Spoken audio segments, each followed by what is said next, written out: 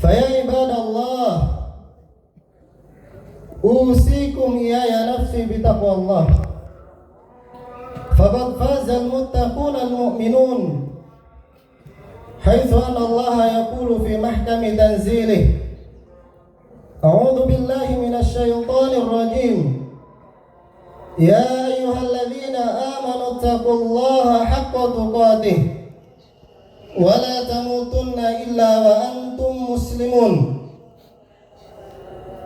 يا أيها الذين آمنوا اتقوا الله ولتنظر نفس ما قدمت لغد واتقوا الله إن الله خبير بما تعملون يا أيها الناس اتقوا ربكم الذي خلقكم من نفس واحدة وخلق منها زوجها وبث منهما رجالا كثيرا ونساء واتقوا الله الذي تساءلون به والأرحام إن الله كان عليكم رقيبا الله أكبر الله أكبر الله أكبر ولله الحمد. Jemaah salat Idul Adha yang dimuliakan oleh Allah Subhanahu wa taala. Di antara nikmat yang sangat besar yang patut kita syukuri adalah Allah Subhanahu wa taala mempertemukan kita dengan hari ini. Hari yang paling agung di sisi Allah Subhanahu wa taala. Hal ini sebagaimana yang disabdakan oleh Nabi sallallahu alaihi wasallam dalam hadis yang diriwayatkan oleh Al-Imam Abu Dawud dengan sanad yang sahih. Nabi mengatakan, Inna a'zamal ayyami 'indallahi tabaraka wa ta'ala yaumun nahri.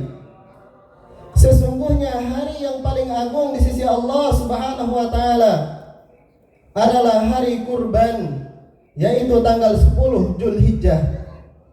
Jemaah sekalian yang dimuliakan oleh Allah, pada hari ini dan juga 3 hari setelahnya, menurut pendapat ulama yang paling kuat, Allah Subhanahu wa taala memerintahkan kepada kita semua untuk melaksanakan salah satu ibadah yang sangat mulia di sisi Allah Subhanahu wa taala, yaitu al-udhiyah, menyembelih hewan kurban. Hal ini sebagaimana yang difirmankan oleh Allah Subhanahu wa taala, "Fasholli li rabbika wanhar." Maka salatlah untuk Rabbmu dan menyembelihlah. Sebagian ahli tafsir mengatakan bahwa yang dimaksud dengan menyembelih, bahwa yang dimaksud dengan salatlah di dalam ayat ini adalah salat Idul Adha, dan yang dimaksud dengan menyembelihlah di dalam ayat ini adalah menyembelih hewan kurban. Dan dalam sebuah riwayat disebutkan dohan Nabi sallallahu alaihi wasallam bikabashaini amlahaini aqranain. Nabi alaihi salatu wasallam pernah berkurban dengan menggunakan 2 ekor kambing yang berwarna putih yang bercampur hitam, dan 2 ekor kambing tersebut memiliki tanduk. Allahu Akbar, Allahu Akbar, Allahu Akbar walillahil hamd. Jemaah salat Idul Adha yang dimuliakan oleh Allah Subhanahu wa taala, ayat dan hadis di atas adalah merupakan di antara dalil sebagai landasan kita di dalam melaksanakan kurban.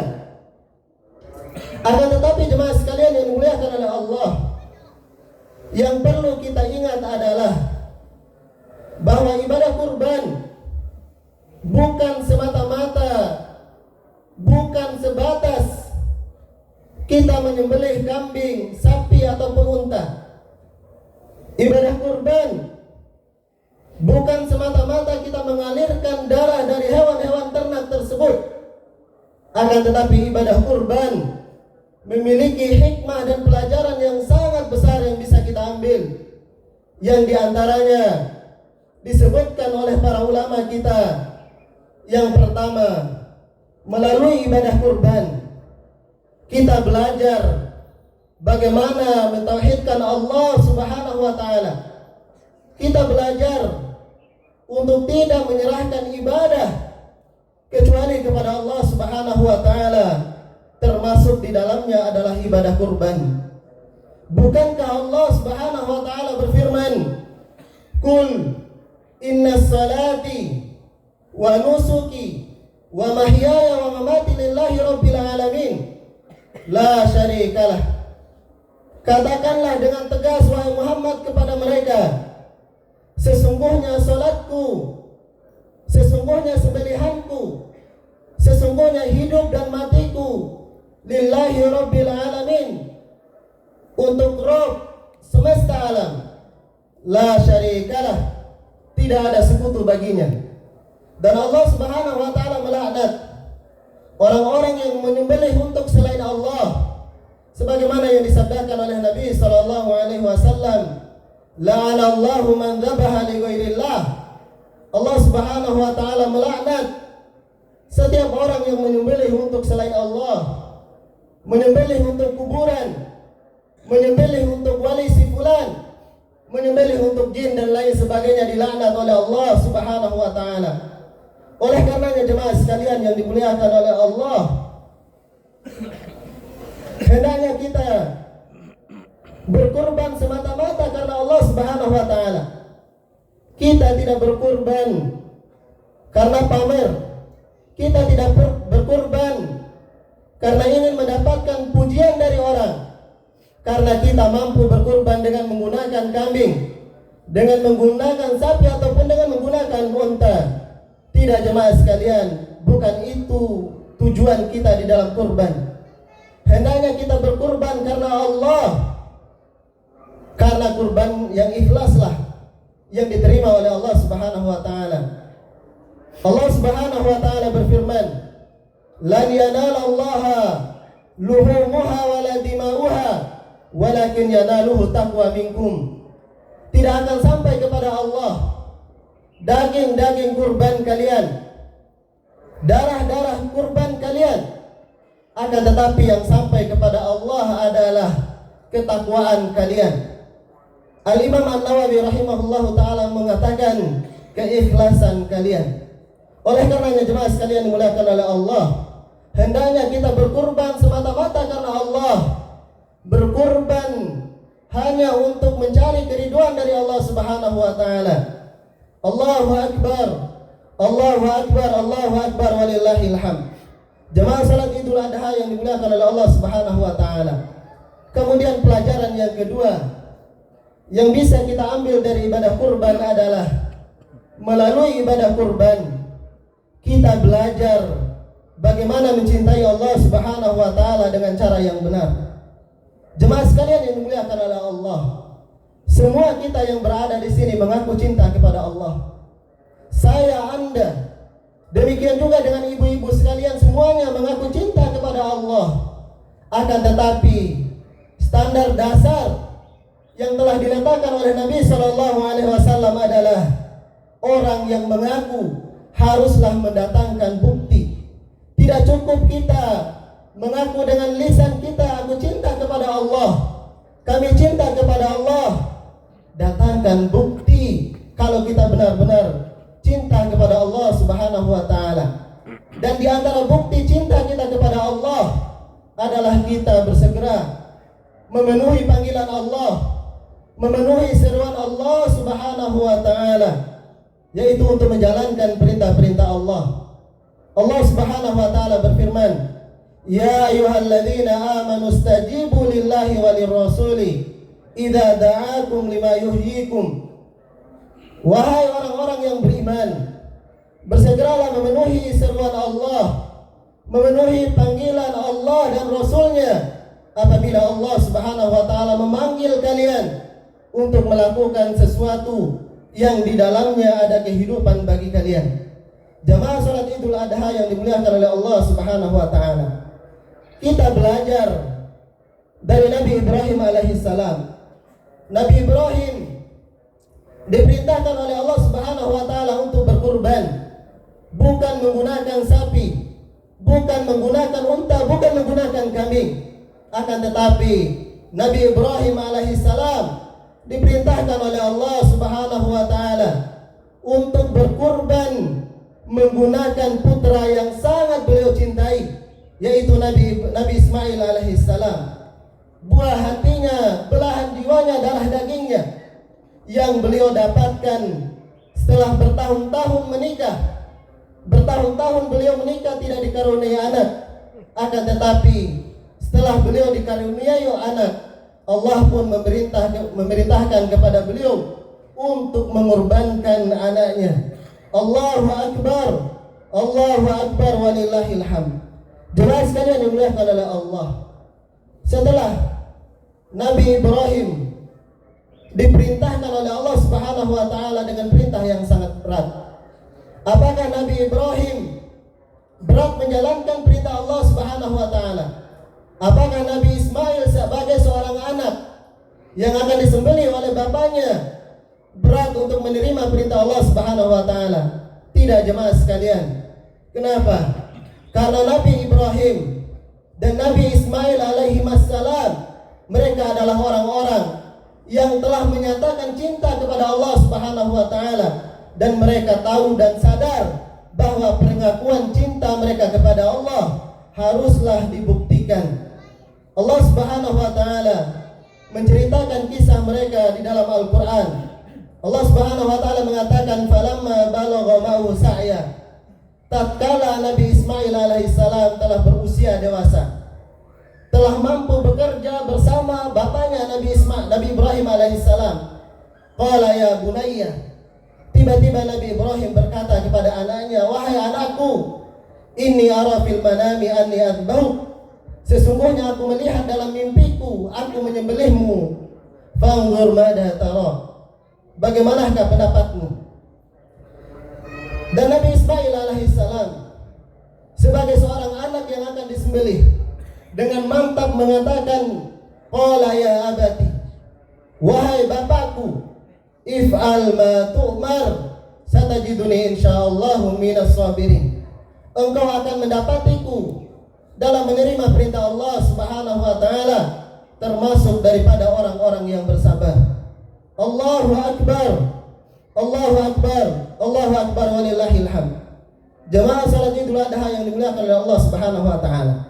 Lihatlah Nabi Ibrahim alaihissalam, lihatlah Nabi Ismail alaihissalam, demi untuk membuktikan kecintaan mereka kepada Allah, maka perintah yang sangat berat itu pun mereka laksanakan.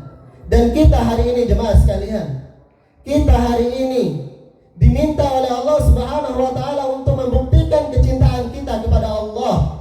Allah Subhanahu wa taala setiap saat memberikan nikmatnya kepada kita. Allah Subhanahu wa taala setiap saat memberikan rizki kepada kita berupa harta yang melimpah. Dan satu kali dalam setahun Allah Subhanahu wa taala memerintahkan kepada kita untuk mengeluarkan sedikit daripada harta kita untuk membeli hewan kurban. Di sini cinta kita dibuktikan. Di sini cinta kita dipertanggungjawabkan. Apakah benar kita mencintai Allah Subhanahu wa taala atau justru kita lebih mencintai harta kita? Jemaah sekalian dimuliakan oleh Allah, kalau kita memilih untuk lebih mencintai harta kita, maka dengarkanlah firman Allah, qul in kana abaukum wa abnaukum wa ikhwanukum wa azwajukum wa ashiratukum wa amwalun iktaraftumuha wa tijaratun takhsawna kasadaha wa masakinun tardawnaha ahabba ilaikum minallahi wa rasulih wa jihadin fi sabilih fatarabbasu hatta ya'tiyallahu bi amrih wallahu la yahdil qaumal fasikin. Katakanlah wahai Muhammad kepada mereka, apabila bapak-bapakmu, anak-anakmu, saudara-saudaramu, pasangan-pasanganmu, keluargamu, harta yang kamu usahakan, perniagaan yang kamu khawatirkan kerugiannya, lebih kamu cintai daripada Allah dan Rasulnya, dan dari berjihad di jalan Allah, fatarabbasu hatta ya'ti Allahu bi amrih. Maka tunggulah sampai Allah Subhanahu wa taala mendatangkan keputusannya kepada kalian. Wallahu la yahdil qaumal fasikin. Dan Allah Subhanahu wa taala tidak akan memberikan petunjuk kepada orang-orang yang fasik. Allahu akbar. Allahu akbar. Allahu akbar walillahil hamd. Jemaah salat Idul Adha yang dimuliakan oleh Allah Subhanahu wa taala. Kemudian pelajaran yang ketiga yang bisa kita ambil daripada ibadah kurban adalah melalui ibadah kurban kita belajar bagaimana menciptakan sikap atau sifat solidaritas, sifat peduli kepada sesama. Perhatikan firman Allah Subhanahu wa taala berkaitan dengan daging kurban. Allah Subhanahu wa taala mengatakan, "Fakulu minha wa at'imul ba'isal fakir." Makanlah sebagian dari daging kurban kalian dan sedekahkan sebagian yang lainnya kepada orang yang sengsara lagi fakir. Dalam hadis Nabi sallallahu alaihi wasallam bersabda, "Kulu wa at'imu waddakhiru." Makanlah sebagian dari daging kurban kalian, sedekahkan sebagiannya dan simpanlah sebagian yang lainnya. Ma'asyiral muslimin, jamaah yang dimuliakan oleh Allah Subhanahu wa ta'ala. Perhatikan ayat dan sabda Nabi sallallahu alaihi wasallam tadi. Allah Subhanahu wa ta'ala dan Rasulnya tidak memerintahkan kepada kita untuk memakan semua daging kurban kita. Akan tetapi Allah Subhanahu wa ta'ala memerintahkan kepada kita untuk menyedekahkan sebagian dari daging kurban kita. Hal ini jemaah sekalian yang dimuliakan oleh Allah. Allah Subhanahu wa ta'ala ingin mengajarkan kepada kita sifat solidaritas, sifat peduli kepada sesama. Karena itu adalah sifat seorang mukmin yang sejati. Seorang mukmin yang sejati, dia tidak akan pernah egois, memikirkan kepentingan dan kebutuhan pribadinya saja. Tapi mukmin yang sejati itu adalah mereka yang memikirkan kepentingan dan kebutuhan orang lain meskipun mereka sendiri sangat membutuhkan. Nabi sallallahu alaihi wasallam bersabda, "Khairun nas anfa'uhum linnas." Sebaik-baik manusia adalah yang paling bermanfaat untuk orang lain. Dalam hadis yang lain, Nabi sallallahu alaihi wasallam mengatakan, "Ahabbun nasi ila Allahi anfa'uhum linnas." Manusia yang paling dicintai oleh Allah adalah yang paling bermanfaat untuk orang lain. Jemaah sekalian yang dimuliakan oleh Allah Subhanahu wa taala, berbagilah kepada sesama. Jangan bersifat egois. Jangan hanya memikirkan diri sendiri. Jangan hanya memikirkan kepentingan dan kebutuhan diri kita sendiri. Karena itu bukanlah sifat seorang mukmin yang sejati. Itu bukanlah sifat seorang mukmin yang sesungguhnya. Karena Nabi sallallahu alaihi wasallam bersabda, "Laisal mu'min billadhi yashba wa jaruhu ja'iun ila dhanbihi." Bukanlah seorang mukmin yang sejati, bukanlah seorang mukmin yang sesungguhnya mereka yang kenyang di rumahnya sementara tetangga samping rumahnya dalam keadaan lapar. Mereka bukanlah seorang mukmin yang sejati, kata Nabi sallallahu alaihi wasallam. Allahu akbar. Allahu akbar walillahil hamd. Jemaah salat Idul Adha yang dimuliakan oleh Allah Subhanahu wa taala. Marilah kita belajar dari Nabi sallallahu alaihi wasallam dan juga para sahabat. Mereka adalah manusia yang luar biasa di dalam berbagi kepada sesama. Mereka sampai pada derajat al-ithar. Al-ithar adalah lebih mementingkan kepentingan dan kebutuhan orang lain daripada diri mereka sendiri, walaupun mereka sangat membutuhkannya. Dalam sebuah hadis disebutkan bahwa suatu ketika ada seorang wanita yang datang kepada Nabi SAW dengan membawa kain yang dia buat dengan tangannya sendiri. Lalu kemudian berkata, "Ya Rasulullah, wahai Rasulullah, nasajtu hadhihi biyadi aksukaha." Wahai Rasulullah, aku membuat kain ini dengan tanganku sendiri untuk aku hadiahkan kepadamu. Maka Nabi sallallahu alaihi wasallam, fa akhadha Nabi sallallahu alaihi wasallam muhtajan ilaiha. Maka Nabi sallallahu alaihi wasallam mengambil kain tadi karena beliau sangat butuh. Kemudian jemaah sekalian, setelah itu Nabi sallallahu alaihi wasallam keluar menuju Madinah, menuju Masjid Nabawi. dengan menggunakan kain yang diberikan oleh wanita tadi. Namun di tengah jalan tiba-tiba ada seorang sahabat berkata kepada Nabi Shallallahu Alaihi Wasallam, "Wahai Rasul, alangkah indahnya kainmu, maka tolong berikan kepadaku." Maka apa kata Nabi Shallallahu Alaihi Wasallam? "Naam, ya, aku akan berikan kepadamu." Bayangkan jemaah sekalian, baru beberapa menit Nabi Shallallahu Alaihi Wasallam menggunakan kain tadi, akan tetapi sudah diminta oleh sahabat tersebut dan Nabi Shallallahu Alaihi Wasallam memberikannya. Ma'asyiral muslimin, jemaah salat Idul Adha yang dimuliakan oleh Allah Subhanahu wa taala. Itulah ihsan, lebih mementingkan, mendahulukan kepentingan dan kebutuhan orang lain daripada dirinya sendiri, walaupun dirinya sendiri sangat membutuhkannya. Demikian juga dengan para sahabat. Mereka adalah orang-orang yang luar biasa. Terlalu banyak kisah yang disampaikan tentang bagaimana mereka sangat peduli, sangat mendahulukan kepentingan dan kebutuhan orang lain.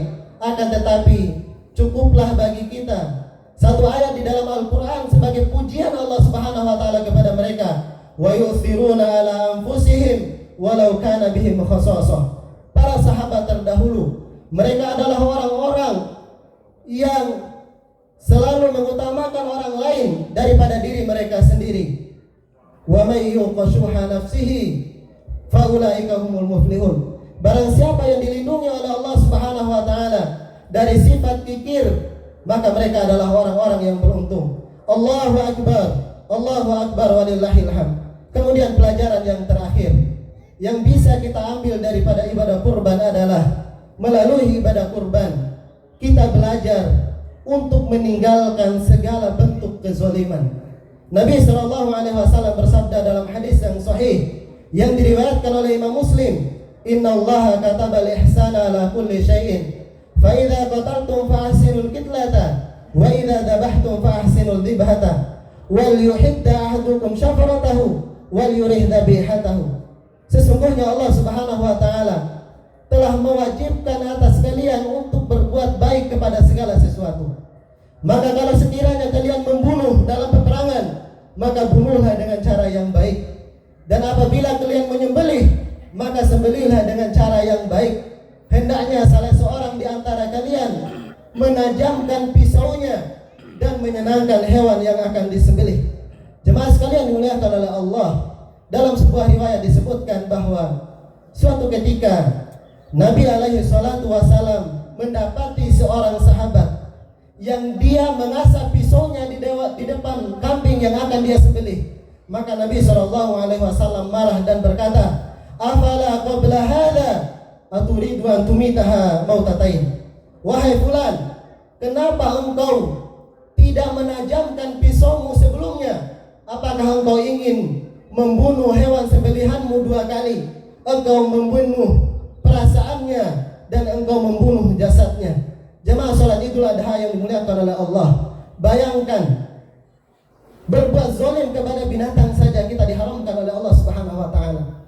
Apalagi kita berbuat zalim kepada manusia yang lainnya, baik itu dengan cara menggibahinya, menuduhnya tanpa bukti yang jelas, mengambil hartanya dengan cara yang tidak dibenarkan oleh Allah Subhanahu wa taala, maka itu jauh lebih diharamkan lagi oleh Allah Subhanahu wa taala. Oleh karenanya jemaah sekalian yang dimuliakan oleh Allah, takutlah kepada Allah dan takutlah kepada kezaliman. Karena sesungguhnya kezaliman akan menyebabkan pelakunya bangkrut nanti di akhirat. Sebagaimana disebutkan dalam sebuah hadis bahwa Nabi sallallahu alaihi wasallam pernah bertanya kepada para sahabatnya, "Atadruna mal muflis?"